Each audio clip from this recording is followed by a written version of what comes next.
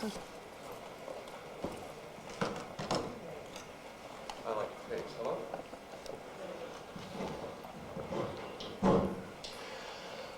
It's been a long morning, and so knowing that you're eager for lunch, and perhaps just as eager as I am, I'll try to at least make this lively. I have, I guess, 3 feet of movement here.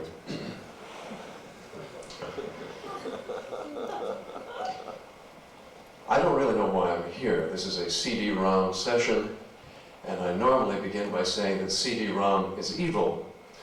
But out of deference to my host, I will say that perhaps there is a place for CD-ROM. However,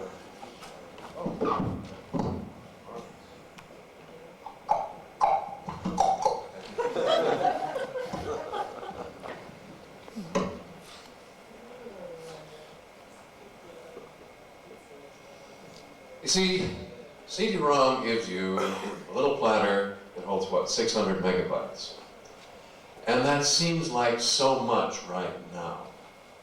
Just as 256K seemed like so much when last we could get a personal computer that had 256K. It seemed to be full of sand. And there was a time when that great pundit Bill Gates told us that 4 megabytes was the most anyone would ever want in a personal computer. So how much will you want?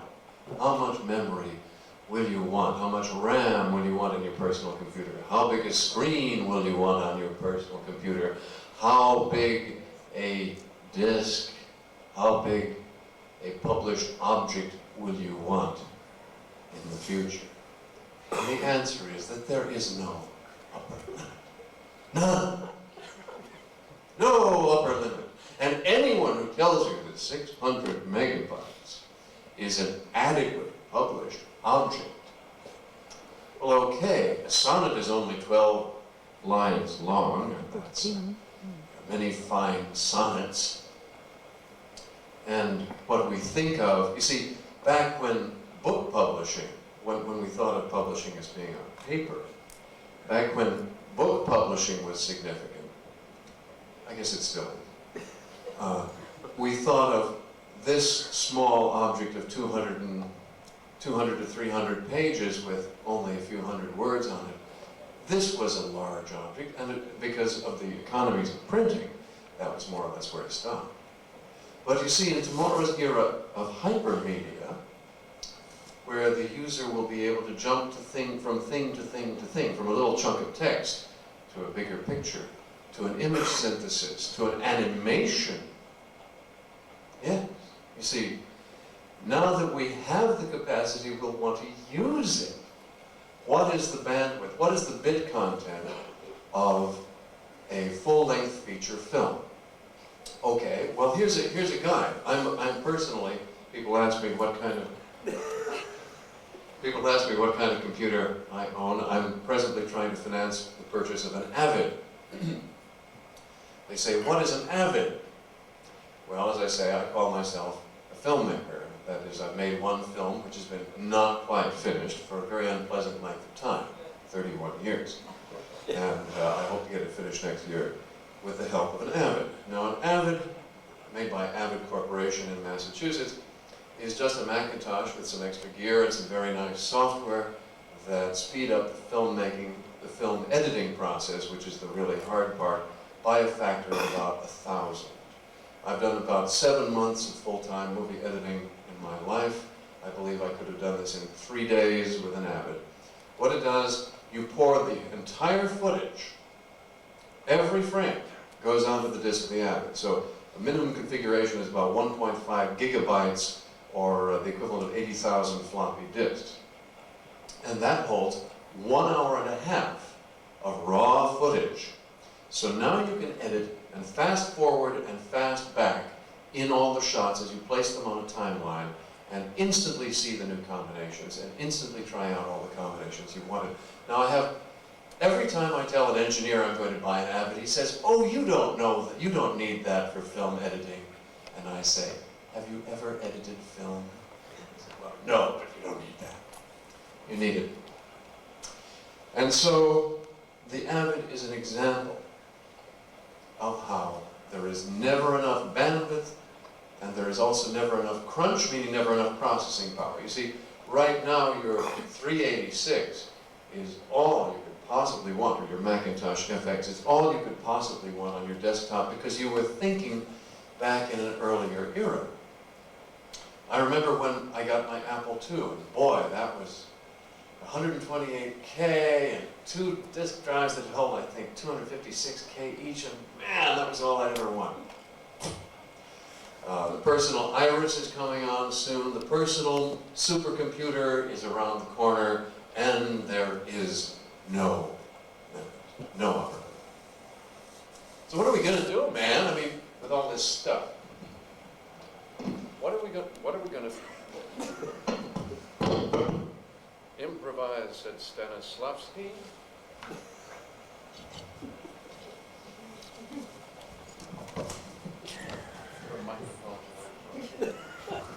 This one hisses and shakes, and that's a funny thing. Okay.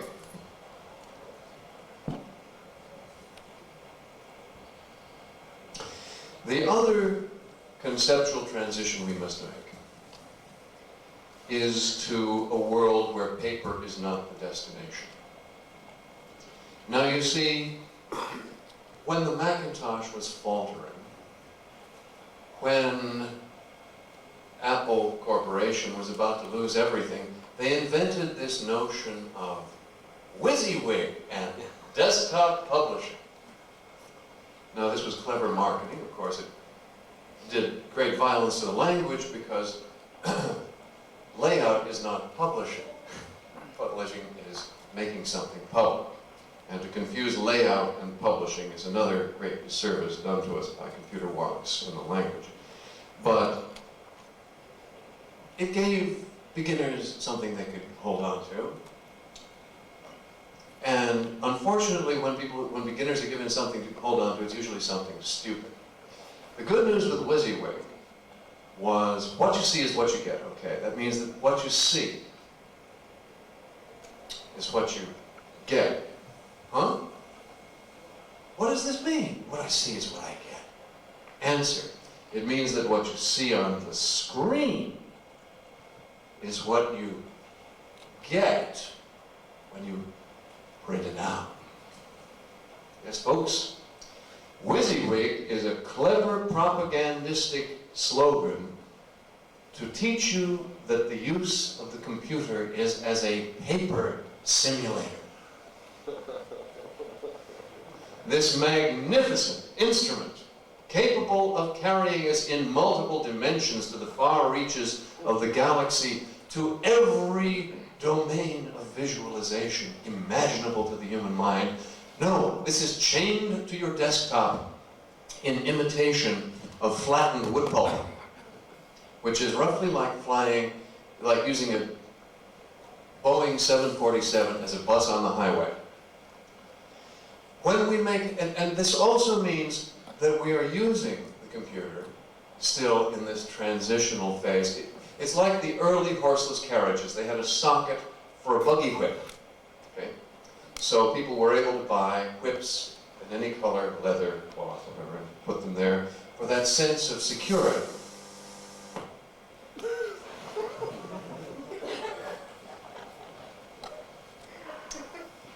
And it doesn't like vowels, this microphone.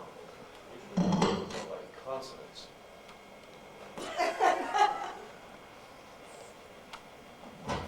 Hey, I can use my voice.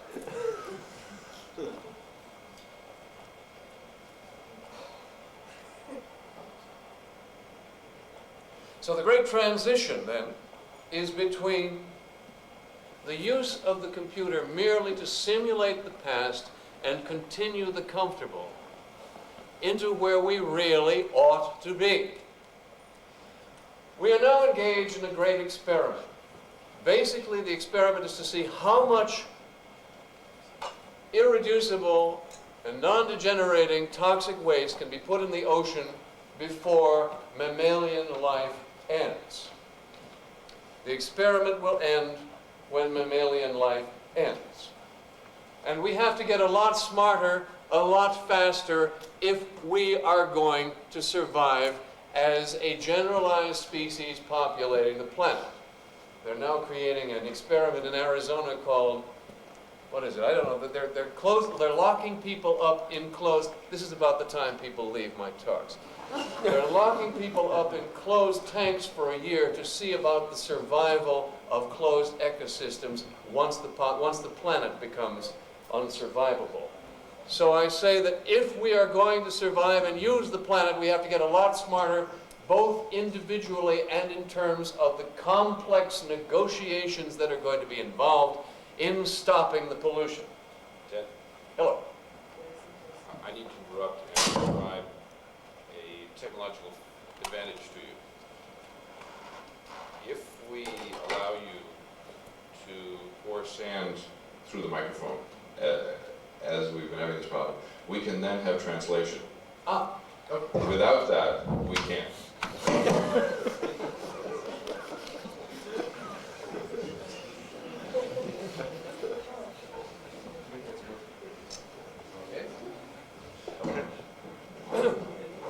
Very well. Thank you. Wonderful. Tethered. Okay. So we're engaged in a great experiment, and the consequences are ultimate. Now, this means we have to get a lot smarter, a lot faster, and it means we have to create a very different environment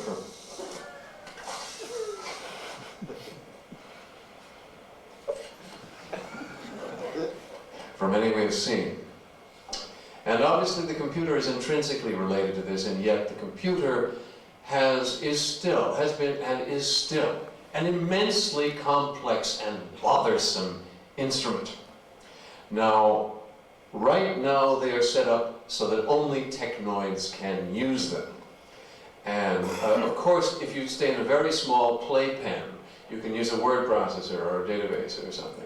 But if you want to seriously use the capacity that's out there, you must, as James Joyce said, you must spend your life to understand my work. You must make your entire life the management of this huge morass of cruddy files in complex directories and difficult instructions. Now, the alternative, some say, is the Macintosh, because you see, it's user-friendly, and all you need to know is how to point a mouse. Tell me another. Because as soon as you get into the Macintosh and try to use it seriously, you of course have to put up with virus checkers and indents and all kinds of incredibly complicated junk that's different from the incredibly complicated junk of the PC, but it is incredibly complicated junk. So we are still in a phase where no one knows how to make things clear and simple, because both sides, the technoids and the fluffies, are locked in the same myth. And this myth is that if a thing isn't complicated, it's stupid. Okay. So they took so I don't object to the idea of clarity, all right? I do object to stupidity, and that's why I don't like the Macintosh. For example, my favorite example on the Mac is the garbage can, which is an icon, which means either destroy this or save it. Okay. But there are many other similar examples. Let us look beyond this. Let us turn to a world in which things get better somehow. Let us look toward making things better somehow. But it's not going to be an easy decade. And it's not going to be, and it's not going to be fun necessarily. And the future will not be like the past, and it will not be like the present. And that's why extrapolating market segments is a highly dubious undertaking, because just as the market for horses diminished at the turn of the century, and many other markets are going to diminish, and others are going to change drastically, because, of course, trying to analyze things in the old terms is seeing them with the old eyes. Columbus always thought he had reached India. And people are trying to do things still that don't need doing, and they aren't doing the things that do need doing. Part of the problem is that so many people are naive and confused, and this includes especially the technical people. Now, I've always been a cynic, okay? I observed very early that the system of training teachers is almost created to make sure the wrong people go into teaching. The system of educating doctors is almost designed to make sure the wrong people become doctors. And so it should be no surprise that computers are sold by great organizations that don't understand computers, like IBM. And they have in the States something called the Media Laboratory, which, as far as I can tell, is run by someone who has no comprehension of media. And this works at every level. Computer people now have been given this wondrous new cornucopia of hypermedia, multimedia. Oh, I don't know what, that's a strange and confusing word. It used to mean slideshows. I don't know why people use it. But hypermedia. And they think they know how to use it because they've been trained to program. Whereas, in fact, training in programming has absolutely nothing to do with making media presentations. Okay. It's essentially the same thing as in Hollywood, where every cameraman thinks he's a movie director. You see, the cameraman understands the technicalities, and he knows how to load the film in the camera. And this is why, for the first 10 years of motion pictures, cameramen were given the job of making the movies. It was only about a decade later that they invented the director. I found a wonderful set of directions for making a film in 1892. It said, place the camera far enough back so that the entire proscenium arch of the stage can be seen. And then have the actors come on gesticulating very broadly because, of course, the camera is so far away, etc., etc. So it took us a long time to recognize that there was a reason, that there was a completely new language, a completely new grammar of film and cinema.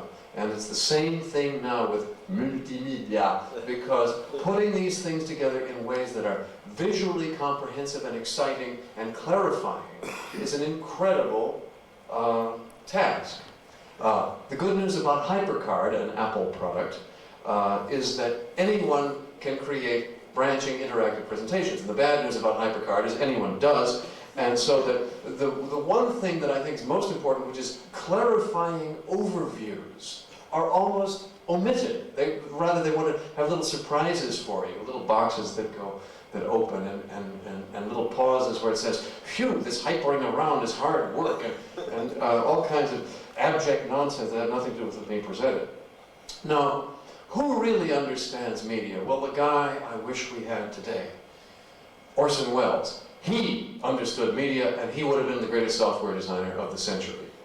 And it is up to us who think we understand media to follow in the footsteps of Welles, because what is software? It is cinema.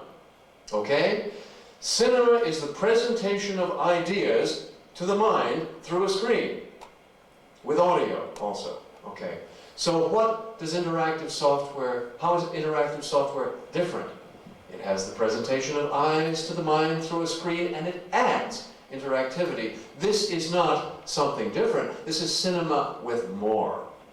And so being able, the film schools, if anyone can teach it, the film schools can. I'm not sure anyone can teach it, but they might at least serve as lightning rods. The trouble is, instead we have systems which are created either by technoids in the back room who said, well, I understand about programming, I can do this, or by market researchers.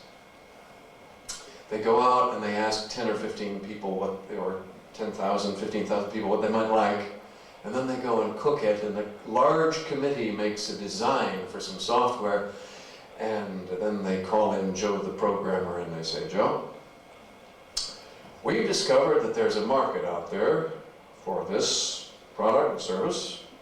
Now you program it. And so Joe the programmer returns to his cave and he thinks, now they told me they wanted X. What they meant was Y. I'll fix it. I'll do Z. And then due to the due to the demands of time and deadline pressure and lack of equipment and the line printer that didn't arrive on time and so forth, he does Z prime. So there we are, 4 removes from what he was told to do, and God knows how many millions of miles from what anyone wants. And I don't say this is how Prodigy was created, or many of the other things that are falling in the dust, but I do say that there is a thread in industry today of when we don't understand a thing, let us behave in the most majestic fashion rather than do it right. And what is the way to do it right? What is the way that everything good in the computer field was ever created? Somebody said, I want this, I'm going to make it for myself. And that's how we got all the good languages, and that's how we got the Apple II, and that, thank you, is the story of how things are done. Because if somebody wants it for himself, that's real market research across the corpus callosum, and it means that somebody else is going to want it too. Okay, well, all this is preliminary. Now we see people entering this world, this new documentary universe. They say, oh, we're going to replace books. We're going to change it all. It'll just be like, remember 1453 and Gutenberg, hey, we're going to do it again. Now it should be noted that Gutenberg himself studied for many years. He knew what he was doing, and he did it for himself. He was not a committee. But you got to be savvy, and you got to say, what are we really doing? Because the future will not be like the past. And we have to look at what works, and we have to understand, and I submit that what we have to understand is a system, a debugged and immensely powerful system that has worked for us for a very long time, and this system is called literature. Yes, literature is a system. First, let's consider what is a document. A document. Now, you can make up a definition that oversimplifies. You say, well, a document is something on paper. No, let's find a definition that is appropriately reverent to the past and yet opens the door to the future. I say a document is an information package that someone creates, and it has a point of view. Now, if you say, well, here's a document that has no point of view, that's like saying, here's a man who has no accent. If you say a person has no accent, that means he has the same accent as you. And if you say a document has no point of view, that means that this document is representing the way you think. Okay. Now, literature, then, is the system, or a system, of interconnected documents. And that's what literature has always been. We have small literatures like the literature of biology, the literature of astrophysics, and we have all of literature being all the documents and their interconnections. And I say that we have to look at the whole system and automate that. We can't deal with just a small part, because then we're trying to fix one part on a large bus. No, we're building a whole highway network. So, where do we go with this? We have to have a system whereby one docuverse is maintained, one universe of documents that can work together. And right now we see absolutely the opposite. A system of mutually incommunicable structures sitting in different computers of different types and not in any way able to link. And let's, as another criterion, we must consider also the problem of reuse.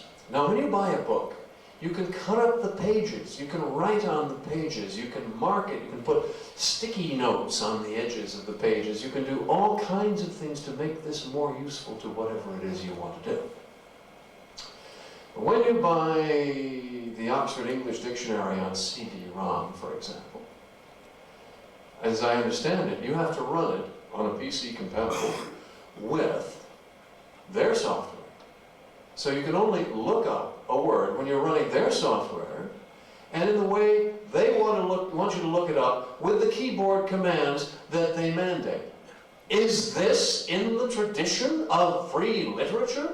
And what if I'm reading another book and I want to look it up in the Oxford English Dictionary? Assuredly, this would have been within the purview of what they originally had in mind when they created a dictionary. Not now, no. This is, now we're entering the future, right? Hey, there are many people who thought down the years that the future is something they're going to stick to you, and I say, no, we're going to make the future. We're going to choose the future, and we've got to have a future where we have compatible, interoperable documentation. Because a document represents the point of view of the person who created it at a given time. And that person is free, and must be free, to represent perfectly those views which he or she believes passionately to be the truth, and then everybody else has to come along and say, yeah, that's right, and reuse it, rework it, make notes on it, make attachments to it for that personal use, which are equivalent to writing in the margin. Okay, now I'll tell a little of my history. As I said, I was and still am, I consider myself a filmmaker. I took a computer course in 1960, and I said, wow, this is the way to write and make movies, and I'll just take 6 months out and create the tools I need. That was 30 years ago. However, since that time, I've been working on a project, and I've been working on it consecutively and continuously for 30 years, and it's now being carried on by technical people far more competent than I. And it's built around one simple vision. Here was the vision. Once we could be freed from sequential writing. You see, writing, anyone who's done serious writing knows it's very hard. Why is it very hard? Because you have to choose what's the first thing to say, and what's the second thing to say, and what's the last thing to say. But this is totally arbitrary. Anyone who says, well, you make an outline and follow it, doesn't understand the problem. And what you're ordinarily trying to do is present a structure of thought, a large, interconnected system of ideas. And you have to snap this apart and break it into sections, which is the first page of the first section of the book, the second, the third, and so on. So you've deconstructed this object for sequential presentation. Now the reader has to pick up the first part, see how it connects to the second part, and so on. Whereas, we can short-circuit this entire process through hypertext by creating explorable structures, which represent the whole structure you want the person to understand, and allowing them to traverse and explore it in any way they choose, and find reuses. Now, this requires, of course, a commitment to giving people an overview, so they can actually see things from different angles, see an overview, and of course that's being too candid. Some people, want to be mysterious and want the thing to be to unroll and be revealed gradually. The James Joyce principle, you must spend a lifetime to understand my work. Okay, so hypertext then will be the new form of writing, and to create at least a principal new genre. And that means that the new literature will contain all the old books and magazines, of course, and hypertext in a universal document pool. And this must be supplied, 3, by a feeder network, interactive to the whole world, with 4, automatic royalty to the publishers for every fragment that is sent to a user, and 5, this will all be franchised, like McDonald's. Now that was the vision as I had it in the fall of 1960 when I was 23 years old. And oddly enough, it appears that is exactly what will come about. So, I won't bore you with the story of the project, but basically what I've been working on, my colleagues are now about to deliver as a product through Autodesk. Those of you who prefer to hear about power rather than ideas, I should point out to you that Autodesk is one of the fastest growing corporations in the world. They started with $59,000 in capital, a bunch of 7 partners in 1982, and by last year, at the height of the market, the corporation was worth $1.3 billion on the stock market, with no further capital infusion. The Autodesk has a product called AutoCAD, which has 57, I think, % of the world market in CAD systems. Now you say, why would a CAD company be interested in the Xanadu project? Well, let's reformulate the question. Why is this company very successful? Is it because those 7 partners are passionately interested in CAD, computer-assisted design? No, it's because they're very, very smart. And that is why they're investing not only in Xanadu, but in a number of other new technologies such as cellular automata, out-of-control robotics, chaos theory, bidding markets for documents, and others. So, at any rate, Autodesk in 1988 acquired the Xanadu project, and since then has put a number of millions of dollars into it. I can't tell you how many, but they work in luxuriant offices. The programmers for Xanadu work in luxuriant offices in Palo Alto and have a lot of equipment. And at any rate, this will be an Autodesk product next year. Now, what is it? It's a connection and history server. You see, long ago in the Dark Ages, when computing began, about 20 years ago, they thought God intended that information should be stored in disconnected puddings with short names called files. And because the theology of the files was so deep, no one, as far as I know, except myself, has questioned this notion. And I say, wait a minute, as our pile, our mound of information grows, we have to be able to keep track of the interconnection. Here is a file which contains pieces from all over, and its name is THLXZ6.RQ3. Now, maybe that's self-evident to you, but I don't know what it is. I don't know where it came from, and I don't want any of those things around. What I want in my environment is a tissue of connected materials whose origins are clear, whose nature is clear. And for the publishing system of tomorrow, which must be a universal repository accessible to screens throughout the world. Oh, by the way, Lizzie, could you hand out the handout now? Right now. Okay. This is Elizabeth Davenport of the University of Strathclyde, my associate. This repository must be accessible to the finest screens and have high responsivity and be programmable for viewing according to whatever viewing program you should want to create for your screen machine. You see, things like video text, as I understand it, and I wouldn't want to slander the wonderful work that people have done, but as the systems I have seen use the lowest common denominator of screen and solve a small chunk of information at a time and required that it be addressed by number and created a sharp caste distinction between information providers and information users, that is, between lords and peons. Now, it's time for me to use the F word, freedom. I try to use this word freedom in every speech, because we don't hear it often enough, particularly at computer conferences, when everybody is talking about market share and how we control. And I want to hear how people can control their lives and get the ideas and information they want to use for whatever purposes they could possibly want to use them. I'm not interested in slicing demographics. I'm interested in creating. I'm interested in giving everyone access to ideas. I haven't had a very enriched background. I had access to all the ideas I could eat, and I want everybody to have this kind. I want to make the world safe for intelligent children, because that way all children will be smart. So what we're creating is a repository for documents. Again, I stress documents, not information. It is not data. It is not a database. It is a repository for linkable documents into which anyone may publish, okay? But you have to know you are publishing. The cost of publishing something the size of an average novel today should be about $50, and that pays for the storage in this repository for 3 years of 3 copies of your document, 3 copies around the network, and now, subject to whatever delays the network entails, subject to queuing problems such as pipelining problems, you are able to withdraw any fragment of any document, text, pictures, audio, sheet music, NASA photographs, movies, with automatic royalty on every fragment so delivered.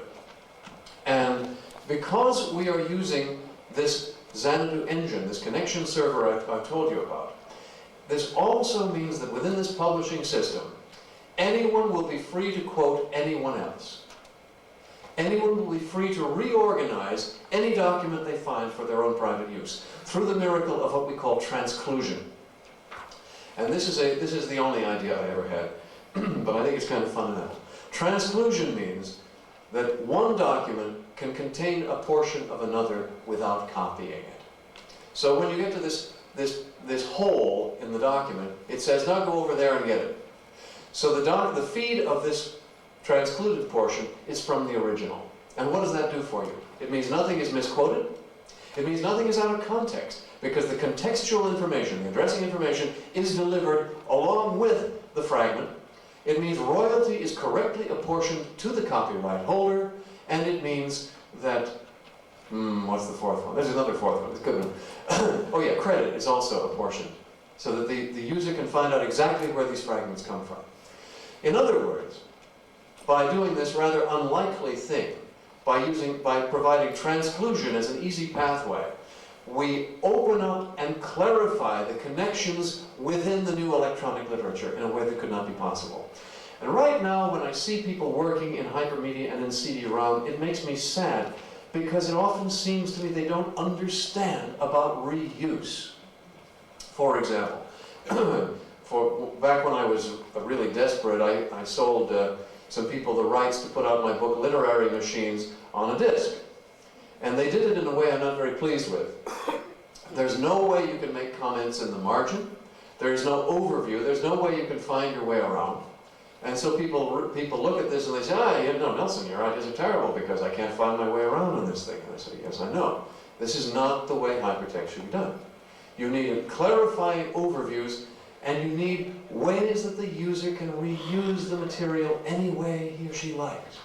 So by transcluding it into a new arrangement of your own, into any new and publishing any new context for any of this material you want, we are granted a new firmament, a new playing field for the interaction of ideas. Okay, I have a few slides. We'll let it go. Slides, please. Numero uno. Oh, mine. Yeah. There is another session planned to start in this room in 20 minutes. I will be done in 3. I can name that too? Okay. All right. Could we lower the lights, please? These are dark slides. Slides from the dark slide. It's the front light thing. Okay. Xanadu, by the way, that is a registered trademark. That's not correct. It will be registered shortly. It's in the registration waiting process. Xanadu is one idea across a whole spectrum, from the office up to universal electronic publishing. And because the electronic publishing idea is so snazzy, people don't necessarily understand the micro use of the system at the office level. Come on. Okay. We need order in the office. Right now we have this tangle of files where nobody can find anything. Oh, well, we skipped a slide. All right, we have a tangle of files where no one can find anything because they all have these stinky little names, and they're all in different drawers, and nobody knows what they are, and the people who made them quit. And this has got to be changed. And secondly, we want, of course, a universal electronic publishing medium, not restricted by sizes like 600 megabytes or any of these other things. So essentially a very simple system where users request fragments, or rather the fragments are, if you choose, automatically requested by the program in your screen machine. And the fragments are delivered, and royalty, excuse me, I'm trying to focus here, royalty is correctly apportioned automatically on the run. Okay, here we are. This was the office slide. We have presently in an office an accumulation of mysterious and unknown disks with mysterious names, and we want to get away from that. What the office needs is a seamless and integrated pool of electronic documents whose interrelations are known. And when we make this transition from paper, when we make the psychological transition and we say, this is not the report on the paper, here is the report on the screen, then those last little touches, putting white paint over mistypings and so on, we have to get away from those, because if we're going to have real electronic data, we're going to have to make the screen the eventual display system. So this means having a pool of contents which are easily reusable in different structures. Now that's the fundamental Xanadu concept. at the large and at the small. In the smallest scale, it allows you to reuse things in the office and get rid of those god-awful little file names. And on the large scale, it gives us the electronic publishing, which I like to call the 2020 vision of universal electronic publishing, with 1 billion users out there, each able to withdraw any fragment in jig time.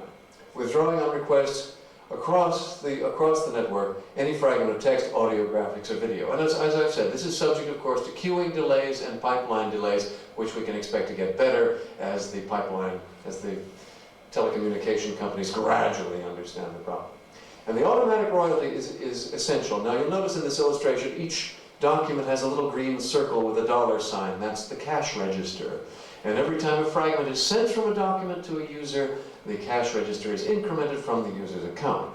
This does not mean we keep track of who reads what. It is vital that we not keep track of who reads what, because as a free people, we cannot make reading a political act. But we do have to have the ability to reward the publishers on an equitable basis. And so that's as straightforward as you can possibly get, I think. So the Xanadu concept is then the generalized representation of interconnection. Let's talk about what those interconnections are. There are two types. In the Xanadu docuverse, we have two types of connection, the link and the transclusion. I mentioned transclusions earlier, let's go through it again. A link simply means a connection of any type between something on the left and something on the right. And a transclusion means that something from one document is included automatically in the other. So our generalized links are between collections of bytes. We call them span to span. So you can have a collection on the left and a collection on the right. And they are generalized collections. That is, they don't have to be together. The bytes that are linked on one side can be a disparate collection, unconnected. Okay. And transclusion means that the quotation is not copied, but it is filled in when the delivery is made from that document or a copy of that other document, which can ride like a barnacle on the transcluding document, but it retains the identity of that transcluded material. And this solves, well, that's a little strong, but it goes a long way towards solving the copyright problem, the updating problem, the versioning problem, and the boilerplate problem, none of which we have time to discuss and aren't you glad?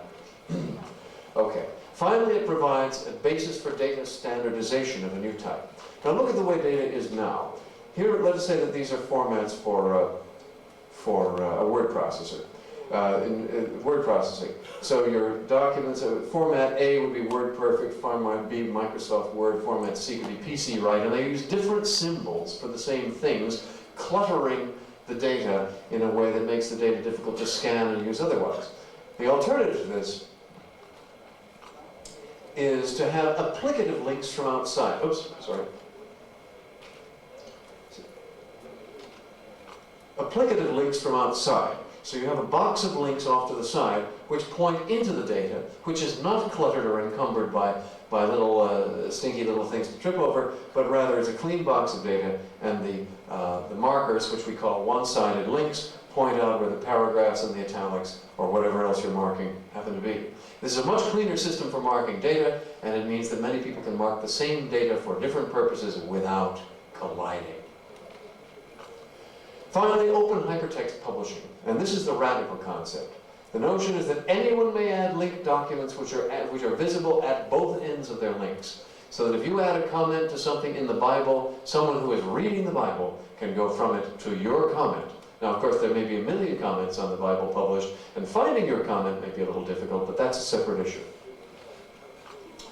So it's one idea, and there are two companies. Excuse me, I'm trying to focus here. There we go. The Xanadu Operating Company Incorporated is a fully owned subsidiary of Autodesk, and they're preparing the software for the office.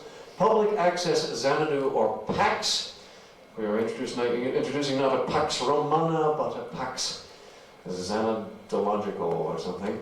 The Universal Electronics Publishing will be handled by Public Access Xanadu, which will be a licensing organization, licensing this unique Xanadu engine to this service. So Xanadu Operating Company will be providing through Autodesk and selling next year the system for organizing the files and the data structures in the office. About 2 years later, we will be opening the first Xanadu stand, which will be like a McDonald's stand for documents.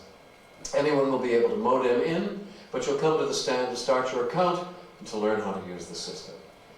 And I expect, just to give you a concrete sense of it, I plan to be behind the counter in a polyester uniform at the first Xanadu stand in about January of 1993. Okay, I think I have some. No, that's it.